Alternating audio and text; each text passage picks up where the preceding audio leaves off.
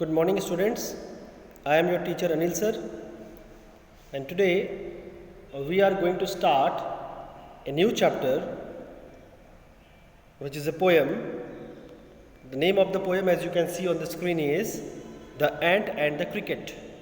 It is an adapted poem from Aesop's Fables. Students, Aesop's Fables are actually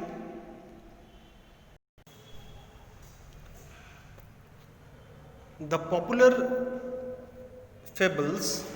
You can say in Hindi में अगर मैं इसको बोलूँ तो fables means लोक कथाएँ, ऐसी लोक कथाएँ जो बहुत प्रचलित है और आमतौर पर जिसमें कोई मॉरल है, ठीक है, तो उसे fables कहा जाता है. And Aesop's fables are actually famous type of fables which usually have some morals. अब यहाँ पर हम लोग फेबल का एक जो डेफिनेशन है वो बॉक्स में दिया हुआ उसको पढ़ सकते हैं. A fable is a story often with animals as characters that conveys a moral. This poem about an ant and a cricket contains an idea of far-reaching significance, which is as true of a four-legged cricket as of a two-legged one. Surely you have seen a cricket that has two legs. तो students यहाँ पर जो fable का definition है वो देख लेते हैं एक बार. फेबल एक ऐसी कहानी को कहा जाता है जिसमें आमतौर पर जानवर होते हैं कैरेक्टर्स के रूप में, जैसे कि फॉर एग्जांपल हमारे हिंदी में या भारत की जो बहुत ही फेमस फेबल है उसका नाम है पंचतंत्रा, रिटन बाय विष्णु शर्मा. विष्णु शर्मा जी के द्वारा लिखा गया पंचतंत्र की कहानियाँ जो है वो भारत की एक बहुत ही प्रमुख फेबल्स है, आप ऐसा कह सकते हो, बिकॉज उसमें सारे के सारे जो कैरेक्टर्स हैं वो एनिमल कैरेक्टर्स हैं. तो एनिमल कैरेक्टर्स से बनी हुई एक कहानी जिसका कोई मॉरल होता है या जिसकी कोई नैतिक शिक्षा होती है उसे फेबल्स या फेबल्स कहा जाता है. इस पोएम में हम लोग जो पढ़ने वाले हैं इसमें एक एंट है यानी एक चींटी है और एक क्रिकेट नाम का कीड़ा है. वो आपस में उनकी कुछ बातचीत होती है या उनसे रिलेटेड ये कहानी है, उनसे रिलेटेड ये पोएम है. तो इस पोएम के अंत तक आप ये देखोगे कि वैसे तो स्टूडेंट्स जो क्रिकेट नाम का कीड़ा है उसके 4 पैर होते हैं, लेकिन इस पोएम के अंत तक आप देखोगे कि किस तरह से क्रिकेट नाम का कीड़ा जो है उसके भी 2 पैर हो सकते हैं. कैसे हो सकते हैं ये इस पोएम को पढ़ के आपको समझ में आएगा. तो चलो, we are going to read the first stanza of the poem which is like this. A silly young cricket accustomed to sing through the warm sunny months of gay summer and spring began to complain when he found that at home his cupboard was empty and winter was come. तो students ये कहानी है, एक समय की बात है. एक थोड़ा सा मूर्ख जो है कहना उचित रहेगा, एक थोड़ा सा जो है बेवकूफ़ किस्म का जवान यानी कम उम्र का एक क्रिकेट नाम का कीड़ा रहा करता था जिसको आदत थी गाने गाने की. वो गाना गाना बहुत पसंद करता था, अक्सर वो बहुत सारे गाने गुनगुनाया करता था. तो गर्मी का मौसम था और गर्मी के मौसम में पूरे गर्मी के मौसम यानी पूरे समर सीज़न में उसने खूब खुशियों के गाने गाए. स्प्रिंग सीज़न जब आया तो उसमें भी उसने खूब खुशियों के गाने गाए. Began to complain when he found that at home his cupboard was empty and winter was come. Students, आप जानते हो कि ठंड के मौसम में आमतौर पर जो कीड़े मकोड़े होते हैं या इवन जो इंसान भी होते हैं उनकी कार्य क्षमता थोड़ी बहुत घट जाती है, बिकॉज ठंड बहुत ज़्यादा रहती है वातावरण में. तो इस कारण से अक्सर क्या होता है कि हम लोग ठीक से जो है ठंड के कारण हमारी जो एक प्रकार का आलस रहता है या मौसम ऐसा रहता है, वेदर ऐसा रहता है कि बहुत कुछ अवेलेबल भी नहीं रहता, मतलब हमें नेचर से बहुत कुछ अवेलेबल भी नहीं हो पाता है और हमारी जो फिज़िकल एबिलिटी है वो काफ़ी हद तक इनएबिलिटी में बदल जाती है. तो विंटर सीज़न जो होता है वो आम तौर पर जानवरों की अगर बात करें या कीड़े मकोड़ों की बात करें एंड्स की बात करो, क्रिकेट की बात करो, या अदर कोई इंसेक्ट्स की अगर बात करें, तो ये क्या करते हैं, ये आमतौर पर गर्मी के मौसम में या स्प्रिंग सीजन में बहुत सारी मेहनत करते हैं, खूब मेहनत करते हैं, और विंटर सीजन के लिए खाना वगैरह ये स्टोर करके रखते हैं। अब जो विंटर सीजन आती है तो ये लोग उसको दे देते हैं, मतलब उसको यूज़ करते हैं, रादर उसको यूज़ करते हैं। तो ये क्रिकेट नाम का जो कीड़ा था, ये थोड़ा जवान था, ये गाने गाने का शौकीन था। गर्मी का मौसम इसने गाना गा के बिताया, खूब मौज मस्ती किया, खूब डांस किया, खूब गाना गाया। स्प्रिंग सीजन आया, वो भी उसने ऐसे ही बिता दिया। और अब जब ठंड का मौसम आने को हुआ, या ठंड का मौसम जस्ट शुरू हुआ, तो उसने ये पाया कि उसके कपबोर्ड में, यानी कि उसके घर में, उसके उसके जो भी उसका नेस्ट है या जो भी उसका बिल है, उसमें उसने पाया कि उसने कुछ भी सेव नहीं किया है। तो उसका जो कपबोर्ड है, यानी उसके घर में जो भी, ये मतलब जो है पोएटिक लैंग्वेज है कपबोर्ड। एक्चुअली में जो है क्रिकेट का कोई कपबोर्ड नहीं होता। क्रिकेट का तो एक सिंपल जो है बरो होता है, या सिंपल नेस्ट होता है, बोल सकते हो।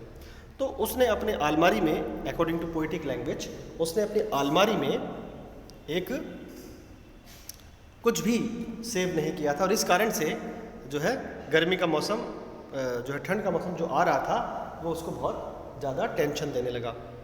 ठीक है, इसके बाद देखो, not a crumb to be found on the snow covered ground, not a flower could he see, not a leaf on a tree. Oh, what will become, says the cricket, of me. तो वो जो cricket था, चूंकि उसने कुछ भी save नहीं किया था, तो उसने अपने घर की बढ़िया से तलाशी ली, और घर की बढ़िया से तलाशी लेकर के वो ये पाया कि वो अपने घर में कुछ भी सेव नहीं किया है। खाने को एक जो है दाना भी नहीं है घर में, और आसपास अगर देखो, नेचर को अगर देखो, तो चारों तरफ जमीन के ऊपर भी बर्फ की चादर बिछी हुई है। कोई फूल भी खिला हुआ नजर नहीं आ रहा, क्योंकि अत्यधिक जब ठंड पड़ती है तो अक्सर फूल भी जो है कहीं ना कहीं मुरझा जाता है, क्योंकि फूल को तो फ्लॉरिश करने के लिए वाटर चाहिए, लेकिन आइस जो है वो फूल को नुकसान पहुंचाता है। तो फूल भी कहीं दिखाई नहीं दे रहे, सारी जो ज़मीन है वो बर्फ़ की चादर से बिछी हुई है। किसी पेड़ पर एक पत्ता भी दिखाई नहीं दे रहा, क्योंकि जो है विंटर सीजन का जस्ट अभी शुरुआत हुआ है, और अधिकतर जो पेड़ है वो अपने पत्ते गिरा रहे हैं। तो पेड़ के ऊपर पत्ते भी दिखाई नहीं दे रहे। तो वो चिंता में पड़ गया और बोला कि अब मेरा क्या होगा।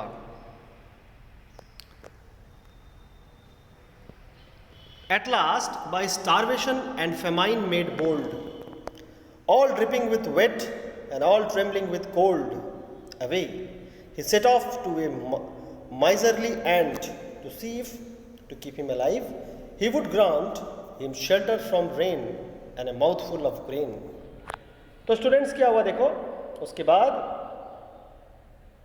वो समझ गया कि अगर मैं इसी तरह से चलता रहा तो मैं तो भूखे मर जाऊंगा।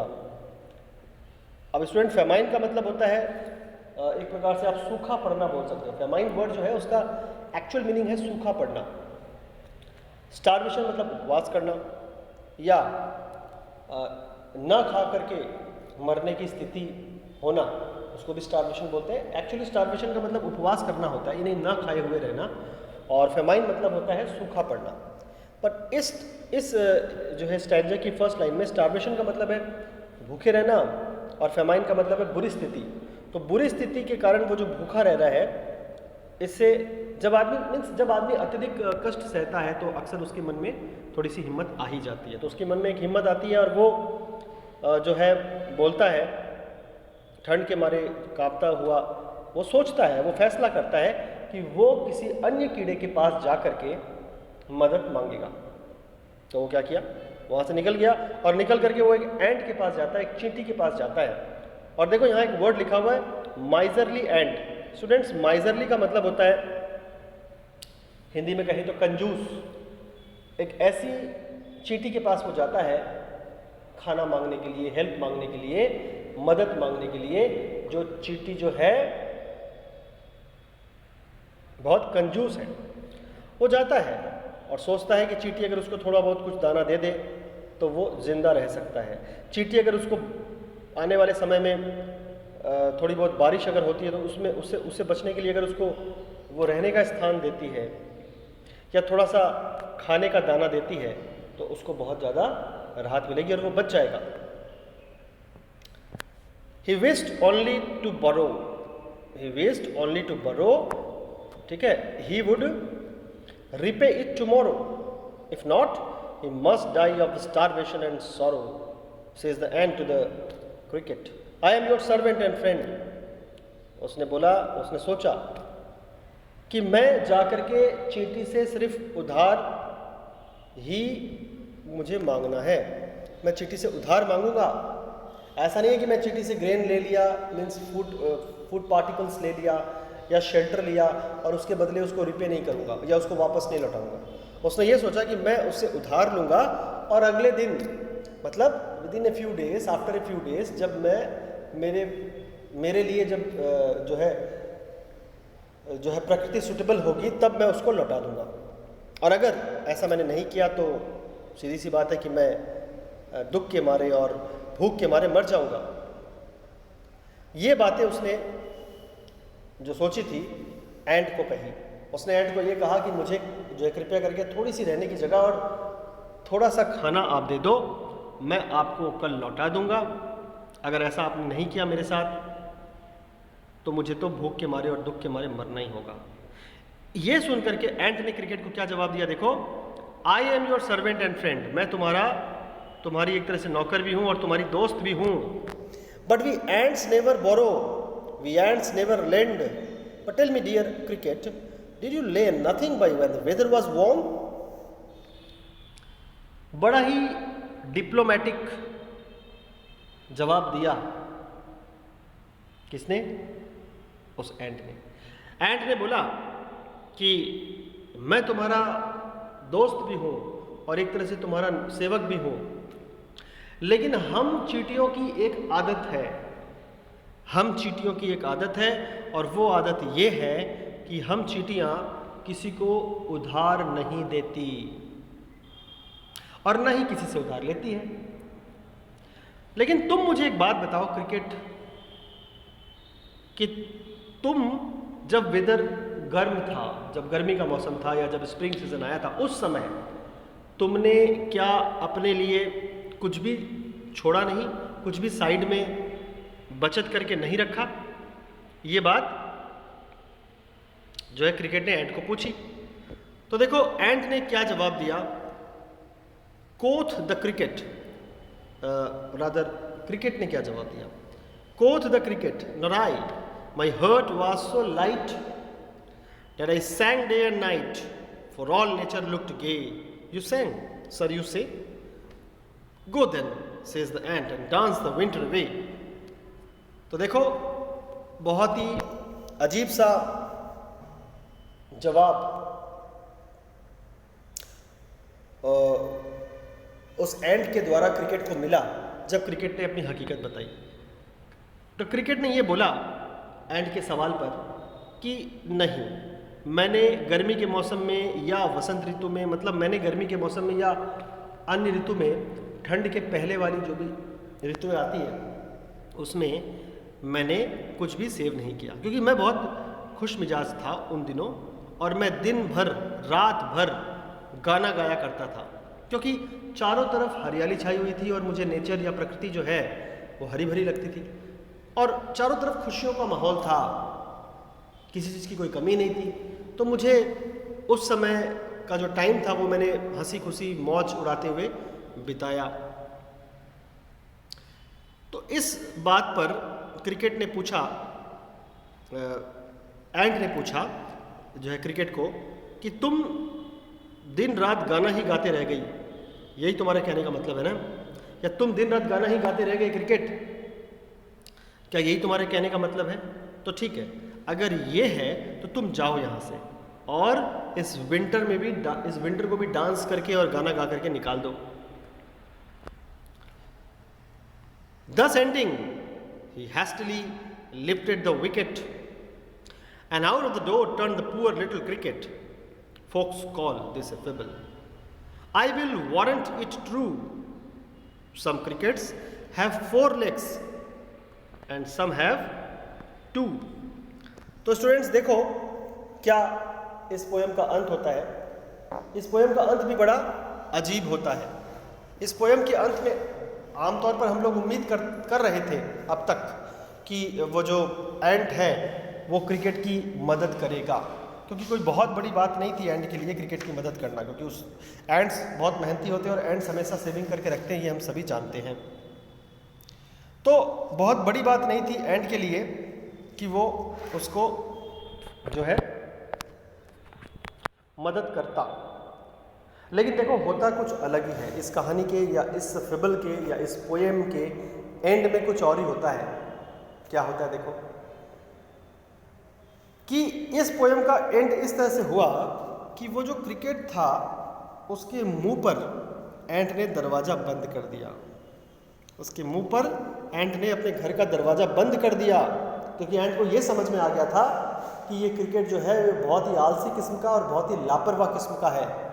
इसने अपनी लापरवाही के कारण और अपने आलस्य के कारण गर्मी का इतना लंबा समय बिता दिया, लेकिन इसने मेहनत करके कुछ भी ग्रेन यानी फूड सेव नहीं किया ठंड के मौसम के लिए।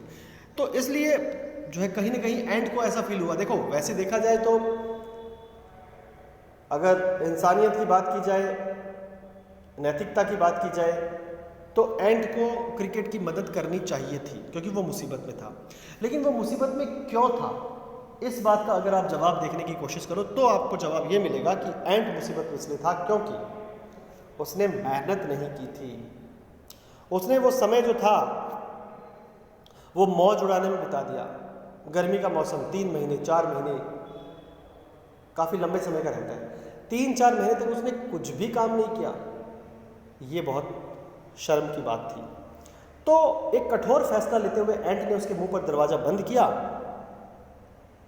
और एक तरह से दरवाज़ा बंद करके उसने उसको रिप्लाई दे दिया कि तुम यहाँ से जा सकते हो, मेरे पास तुम्हें देने के लिए कुछ नहीं है। बेचारा छोटा सा जवान क्रिकेट बेचारा परेशान हो गया और क्रिकेट ने वहाँ से जाने के अलावा और कोई चारा नहीं पाया। क्रिकेट वहाँ से चला गया। कहानियाँ कहती है या इस पोएम में ये जो फेबल आपको सुनाई गई, इस फेबल के अनुसार ये कहा जा सकता है कि ये जो बात है कि some crickets have 4 legs and some have 2, कुछ क्रिकेट्स यानी कुछ कीड़ों के 4 पैर होते हैं लेकिन कुछ कीड़ों के 2 पैर होते हैं, ये नैतिकता की कहानियाँ हमें कहती है, जानवरों की कहानियाँ हमें एक सीख देती है। तो ये सिर्फ सीख ही नहीं है बल्कि ये सच है। ये सच है कि कुछ क्रिकेट्स के 4 पैर नहीं बल्कि 2 पैर होते हैं। क्यों सच है? इसलिए सच है क्योंकि जो लोग मेहनती नहीं हैं उनके फिर जो है कीड़े मकोड़े मेहनती नहीं है, उनके 4 पैर किस काम के? उनके 4 पैरों को 2 पैर ही माना जाए, क्योंकि वो तो मेहनत नहीं करते। 4 पैरों को यूज़ करके वो मेहनत कर सकते थे लेकिन उन्होंने मेहनत नहीं किया। तो इसका मतलब ये हुआ कि 2 पैर ही उनके काम के थे या वो 2 पैर के ही लायक थे। उसी प्रकार से इंसानों के रूप में भी आप देख सकते हो कि जो इंसान मेहनती नहीं है उसको आप 2 legged नहीं बोल करके 1 legged बोल सकते हो। इंसान 2 पैर के नहीं, इंसान 1 पैर का होता है, ऐसा हम कह सकते हैं। इसका सेंस ये होगा कि जो इंसान मेहनती नहीं है, जो इंसान मेहनत से कतराता है, जो इंसान मेहनत नहीं करना चाहता या नेगेटिव थिंकर है, निराशावादी है, हर चीज़ में निराशा का उत्तर ही खोजता है और हर काम को करने के पहले हजारों बहाने लगाता है, तो वैसा इंसान 2 पैर का नहीं होकर के 1 पैर का ही कहलाया जाना उचित है। तो ये जो लाइन है कि कुछ क्रिकेट्स के 4 पैर नहीं होकर के 2 पैर है, ये सिर्फ बोलने की ही बात नहीं है बल्कि ये बात कहीं ना कहीं सच भी है। तो स्टूडेंट्स, आपको ये पोएम आई होप कि आपको समझ में आ गई। तो इस पोएम से हमने ये सीखा कि we should always work wherever it is necessary. जहाँ जहाँ हमें मेहनत करने की और काम करने की ज़रूरत हो वहाँ हम लोग आलस्य न दिखाएं, हम दिल से मन से मेहनत करें और बाकी सब ऊपर वाले के हाथ में छोड़ दें। अगर हम मेहनत करते हैं तो ऑब्वियसली हम लोग जो है अच्छे ही कहलाएंगे, और हम लोग जो हैं हमेशा इस पोएम के क्रिकेट की तरह कम से कम नेग्लेक्टेड नहीं होंगे। तो होता क्या है कि जब कोई आदमी अपने सही समय में सही काम करके कुछ सेविंग नहीं करता तो अक्सर उसको दूसरों के सामने, मतलब जब उसके पास धीरे धीरे जब मुसीबतें आती हैं, जब वो सही समय रहता है उस समय जब वो आदमी काम नहीं करता और अपने समय को नष्ट करता है, अपने कीमती समय को नष्ट करता है फालतू के कामों में, तब बाद में एक ऐसा समय आता है कि उसके ऊपर कहीं ना कहीं किसी न किसी ढंग से मुसीबत आ सकती है। पैसों का मामला, सेविंग का मामला, फूड का मामला, कुछ ऐसा ही है। फिर बाद में वो लोगों के आगे भीख मांगता है, और भीख मांगने वाला जो होता है वो आमतौर पर किसी को पसंद नहीं आता। हाँ, आप पर वास्तविक विपत्ति आई है जिस पर आप कुछ नहीं कर सकते थे। आप पर ऐसी विपत्ति आई है कि आप फॉर एग्जाम्पल मान लो अभी लॉकडाउन चल रहा है, तो लॉकडाउन में कई सारे लोगों के ऊपर वास्तविक विपत्ति आई है, काम ही नहीं है, सब कुछ बंद पड़ा था पिछले 2-3 महीने से, तो काम ही नहीं है, तो पैसे भी नहीं है, लोगों के पास काम ही नहीं था, अधिकतर जो है फैक्ट्रीज वगैरह सब बंद थे। तो वो तो एक अनअवॉइडेबल सर्कमस्टेंसेस हो गया, अनअवॉइडेबल सर्कमस्टेंस हो गया। अभी भी चल रहा है, लॉकडाउन की स्थिति अभी भी चल रही है, हालांकि पहले से बेहतर है। तो कहने का मतलब है कि जैसे लॉकडाउन टाइप की स्थिति है जिसमें आदमी के पास काम ही ना हो और आदमी कुछ कर नहीं सकता है, आदमी मेहनत तो करना चाह रहा है लेकिन उसके पास ऑप्शन नहीं है, ये तो विचित्र स्थिति हो गई लॉकडाउन वाली। तो इस प्रकार की स्थिति में तो आदमी गलत नहीं है, लेकिन अदरवाइज अगर वो आदमी सब कुछ सही होने के बावजूद अगर काम नहीं करता है तो वो आदमी बहुत ही ज़्यादा गलत है। और उस आदमी की अगर सामने वाला मदद करने से इनकार करता है तो हम लोग मतलब पूरी तरह से उस सामने वाले जो आदमी ने मदद करने से इनकार किया उसको हम लोग गलत भी नहीं ठहरा सकते, क्योंकि उसने तो उस समय मेहनत किया था ना जब आप आराम कर रहे थे। तो this is the moral of the story, that the moral is we should work hard, we should have a balance in our work and rest, then only we will be able to gain success in our life and gain respect in our life. अगर हम लोग सही समय पर मेहनत नहीं करते हैं, रेस्ट में और मेहनत में बैलेंस नहीं बना के रखते हैं, तो जीवन में ऐसी स्थितियां आएगी जब हमें दूसरों के आगे बेइज्जत होना होगा या इंसल्ट सहनी होगी, हमें इंसल्ट सहनी होगी, हमें बेइज्जत होना होगा, और इस प्रकार की स्थिति आती ही रहेगी। तो स्टूडेंट्स, आज मैं सिर्फ ये पोएम ही पढ़ा रहा हूँ आपको। मैं जानता हूँ ये पोएम बहुत एक छोटी सी पोएम है, but I have tried to make it understand to you. मैंने ये पोएम को इजी लैंग्वेज में समझाने की आपको कोशिश की। उम्मीद करता हूँ आपको पोएम समझ में आई।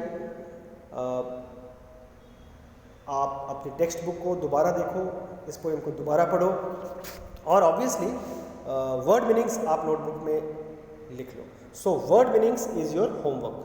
आपका जो आज का होमवर्क है वो है writing the word meanings of this poem the ant and the cricket in your fair notebook. And in our next class we will discuss about the textual questions from your book. आज के लिए students इतना ही। Thank you very much. Stay home, stay safe.